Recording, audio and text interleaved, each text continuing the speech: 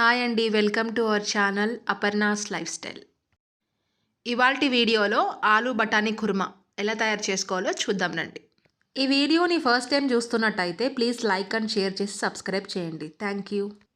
ముందుగానే మరిగిస్తున్న వాటర్లో కొద్దిగా సాల్ట్ వేసి ముందుగా కట్ చేసి పెట్టుకున్న 4 బంగాళదుంపల్ని వేసుకోవాలి.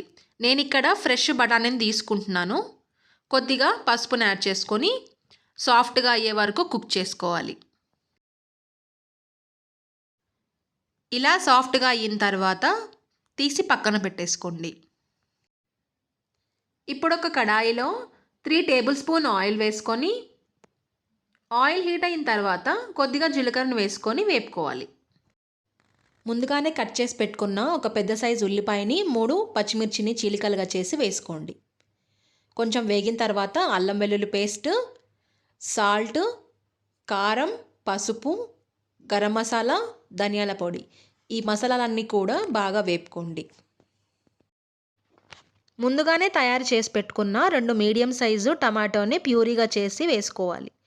ఇలా 2 నిమిషాలు ఉడికిన తర్వాత ఇప్పుడు ముందుగా ఉడికించి పెట్టుకున్న బంగాళదుంపల్లోంచి కొద్దిగా తీసి ఇలా చిదుముకొని యాడ్ చేసుకోండి.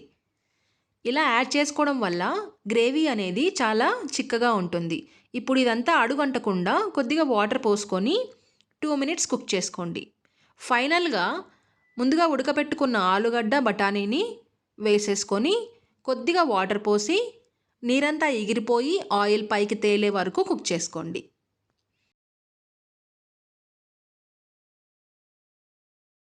ఇంతేనండి, ఎంతో సింపుల్గా టేస్టీగా అయిపోయే ఆలు బఠానీ కుర్మా.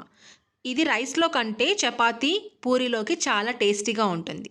ఎవరైనా ట్రై చేయని వాళ్ళు ఉంటే ఒక్కసారి ట్రై చేసి ఎలా ఉందో కామెంట్ బాక్స్లో కామెంట్ చేయండి. Thanks for watching.